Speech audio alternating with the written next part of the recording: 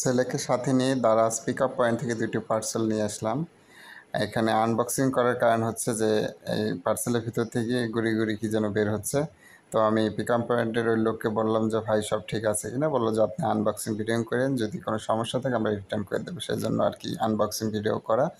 তো আসলে গুড়ি গুড়ি কী বের হচ্ছে একটু দেখি খুলে, যে আমি একটা প্রোডাক্ট যেটা দিয়েছিলাম সেটা ঠিকঠাক দিয়েছি কি না।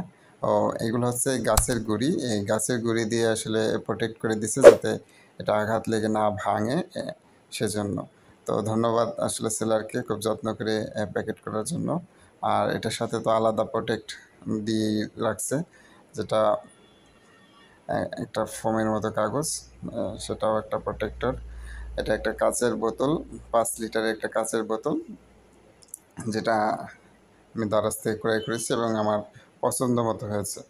আর একটা পার্সেল সেটা যেটা হচ্ছে কমন, এটা আপনারা জানেন, সেটা হচ্ছে একটা স্টিলের জগ।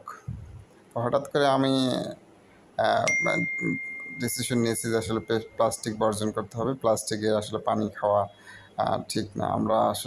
আমি বিশেষ করে অভ্যস্ত হয়ে গেছি যে প্লাস্টিকের বোতলে পানি খাওয়াটা। তো সেজন্য আমি নিজেকে পরিবর্তন করার চেষ্টা করছিলাম। আর স্থানীয় বাজারে আমি দুটো এগুলো ক্রয় করতে গিয়েছিলাম, কিন্তু সেখানে দেখলাম অনেক দাম, যার অনেকটা কম মূল্যে আমি অনলাইন থেকে দারাজ থেকে ক্রয় করতে পেরেছি। এবং আমি এখানে দারাজ ভাউচার পেয়েছি, বিকাশ ক্যাশব্যাক পেয়েছি। খুবই আমার কম দামে আমি ক্রয় করতে পেরেছি। এবং এখানে 5 লিটার আর এটা হচ্ছে 2.5 লিটার, 7.5 লিটার আমি পানি একসাথে ক্যারি করতে পারবো এই দুইটা।